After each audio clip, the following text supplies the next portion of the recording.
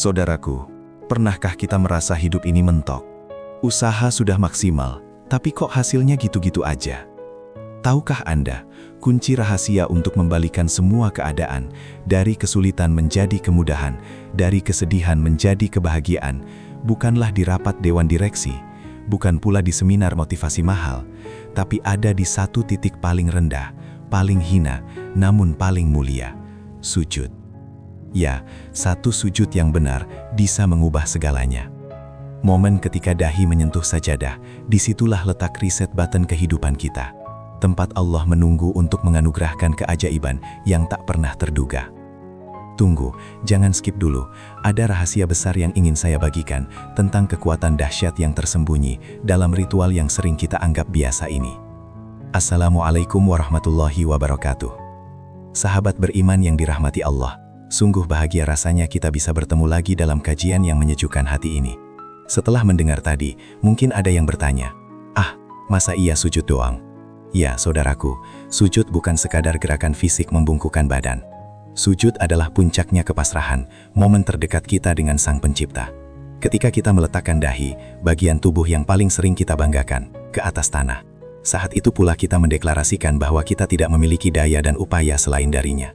Ini adalah titik di mana gravitasi spiritual kita bekerja, menarik rahmat dan maghfirah Allah tanpa batas, dan disinilah awal mula perubahan drastis dalam hidup kita dimulai.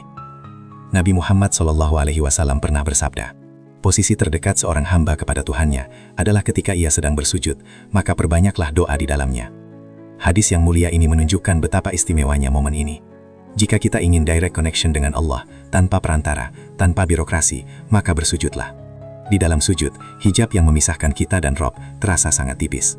Semua keluh kesah, semua impian yang terasa mustahil, semua permintaan ampunan, bisa kita bisikan langsung ke operator pusat alam semesta, yang maha mendengar lagi maha mengabulkan.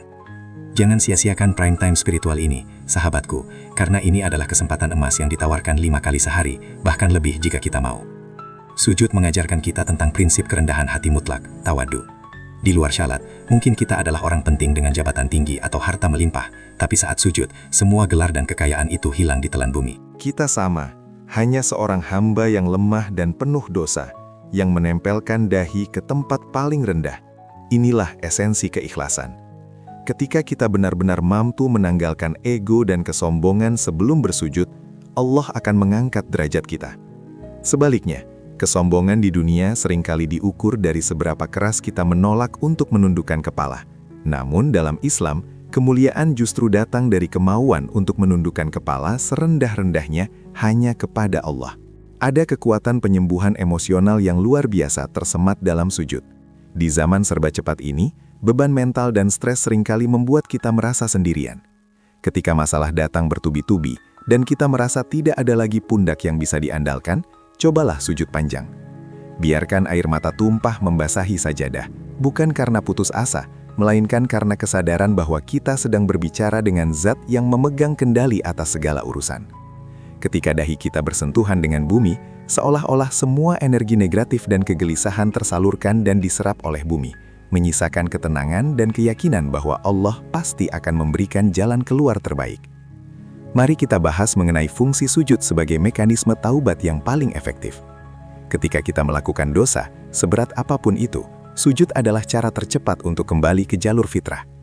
Setiap kali kita sujud dengan penyesalan yang mendalam, kita meminta pengampunan dari Allah, dan Allah yang maha pengasih lagi maha penyayang akan menghapus dosa-dosa kita seolah kita baru dilahirkan.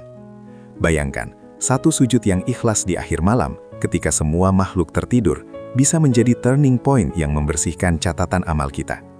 Sujud adalah kesempatan bagi kita untuk memformat ulang hati dan jiwa, menjauhkan kita dari jeratan maksiat yang menyesatkan. Tidak hanya urusan spiritual, sujud yang berkualitas juga sangat erat kaitannya dengan kelancaran rezeki, saudaraku.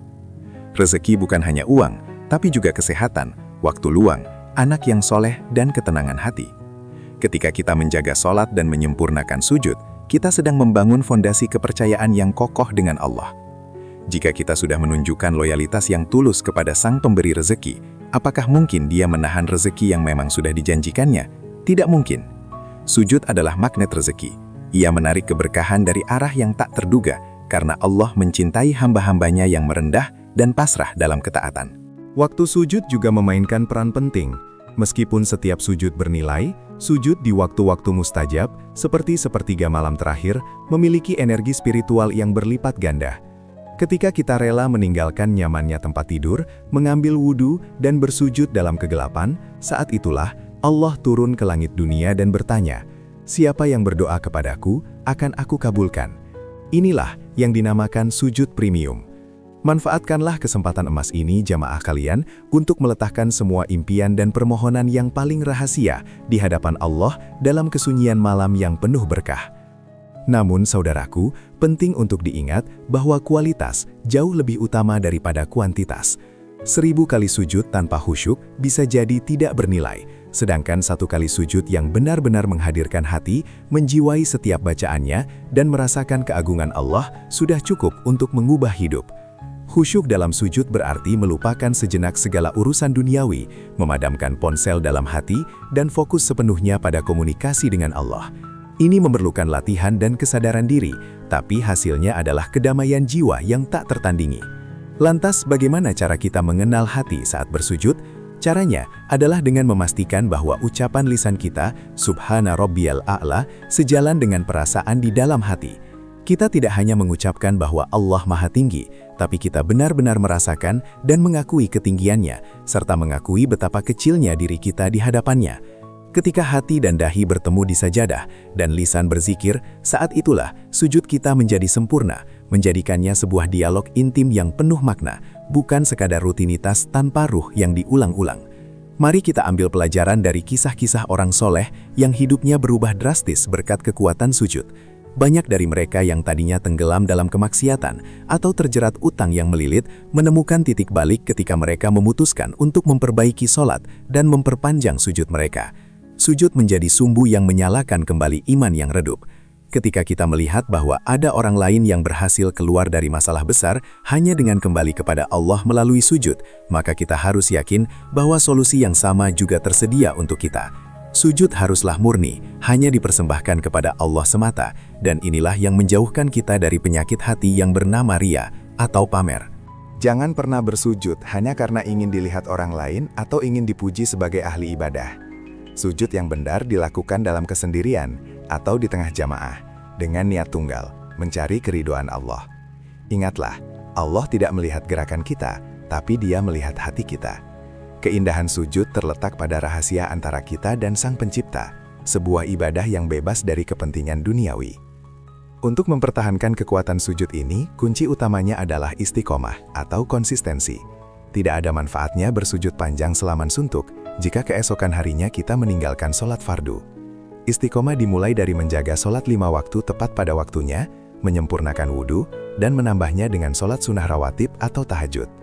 Sujud yang istiqomah adalah investasi jangka panjang yang menjamin ketenangan di dunia dan kebahagiaan abadi di akhirat, menjauhkan kita dari rasa was-was dan keraguan. Saat kita dihadapkan pada badai cobaan, sujud adalah tempat berlindung terbaik. Ketika proyek gagal, anak sakit, atau musibah melanda, respons pertama kita harusnya adalah mencari sajadah, bukan mencari pelarian duniawi. Allah berfirman, "Jadikanlah sabar dan sholat sebagai penolongmu." Sholat, dan puncaknya adalah sujud, berfungsi sebagai jangkar yang menahan kita dari hanyut dalam keputusasaan. Kita datang kepada Allah bukan hanya untuk meminta, tetapi untuk menegaskan bahwa kita menerima ketetapannya dengan hati yang lapang. Manfaatkan sujud untuk merangkai doa-doa terbaik. Karena kita berada di posisi terdekat dengan Allah, mintalah dengan spesifik, dengan keyakinan penuh bahwa Allah pasti mendengarnya. Jangan hanya berdoa hal-hal yang bersifat materi, tapi mintalah keteguhan iman, kesabaran, dan kemampuan untuk bersyukur. Doa-doa yang dipanjatkan saat bersujud ibarat busur panah yang dilepaskan dengan tenaga penuh. Ia lebih mungkin mencapai sasaran, yaitu dikabulkannya permohonan kita oleh Allah Subhanahu wa Ta'ala. Sujud yang benar akan mengubah perspektif kita terhadap masalah. Tadinya kita melihat masalah sebesar gunung. Setelah sujud kita sadar bahwa masalah itu hanyalah kerikil kecil, karena Allah yang kita sembah jauh lebih besar dan lebih kuat dari masalah apapun di dunia ini. Pandangan ini akan melahirkan optimisme yang islami, sebuah keyakinan bahwa innal usri yusra. Sesungguhnya bersama kesulitan ada kemudahan. Sujud membantu kita melihat hikmah di balik setiap takdir. Sujud juga berfungsi sebagai detoksifikasi spiritual yang membersihkan jiwa dari kotoran. Ketika kita bersujud, kita melepaskan hawa nafsu dan ketergantungan kepada makhluk. Proses ini menyegarkan kembali ruh kita, membuatnya lebih ringan dan lebih siap menghadapi tantangan hidup.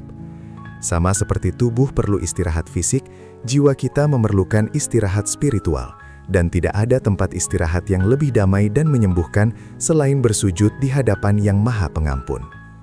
Kita bersujud dengan 7 anggota tubuh, dahi, termasuk hidung, kedua telapak tangan, kedua lutut, dan kedua ujung kaki. 7 anggota ini adalah saksi bisu ketaatan kita. Para ulama menyebutkan bahwa ketika 7 anggota ini bersentuhan dengan bumi, seolah-olah seluruh diri kita bersaksi di hadapan Allah tentang ketundukan total.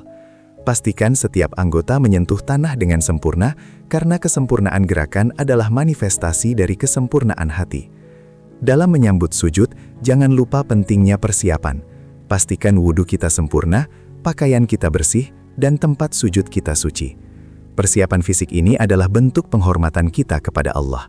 Ketika kita mempersiapkan diri dengan baik sebelum sujud, itu menunjukkan keseriusan kita dalam ibadah.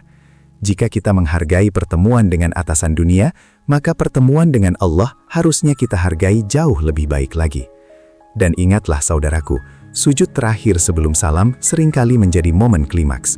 Saat kita bersujud untuk terakhir kalinya dalam sholat itu, tumpahkanlah semua harapan. Rasakanlah nikmatnya berlama-lama dalam posisi kehambaan ini. Ini adalah penutup yang indah, di mana kita menyempurnakan ketaatan sebelum akhirnya mengucapkan salam dan kembali berhadapan dengan hiruk-pikuk dunia. Jadikan sujud ini sebagai bekal terbaik untuk menghadapi hari. Jadi sahabatku, setelah kita memahami rahasia ini, mari kita ubah cara pandang kita terhadap sujud. Bukan sekedar rutinitas, melainkan titik perubahan fundamental. Ingatlah selalu, satu sujud yang benar, yang penuh khusyuk, yang disertai penyesalan dan harapan, memiliki kekuatan untuk mengubah takdir, melancarkan rizki, menyembuhkan hati, dan menghapus dosa. Jangan pernah remehkan kekuatan dahi yang menyentuh tanah, karena di sanalah terletak gerbang menuju keajaiban ilahi. Yuk kita sama-sama berkomitmen untuk memperbaiki kualitas sujud kita mulai detik ini. Bagikan tausiah ringan ini kepada saudara kita yang mungkin sedang membutuhkan motivasi spiritual, agar kebaikan ini terus berantai. Tulis di kolom komentar niat baik Anda untuk memperpanjang sujud, dan jangan lupa doakan saya dan seluruh jemaah sekalian, agar kita selalu istiqomah dalam ketaatan. Barakallahu fikum. Subhanakallahumma wa bihamdika, asyhadu an la ilaha illa anta, astaghfiruka wa atubu ilaik. Wassalamualaikum warahmatullahi wabarakatuh.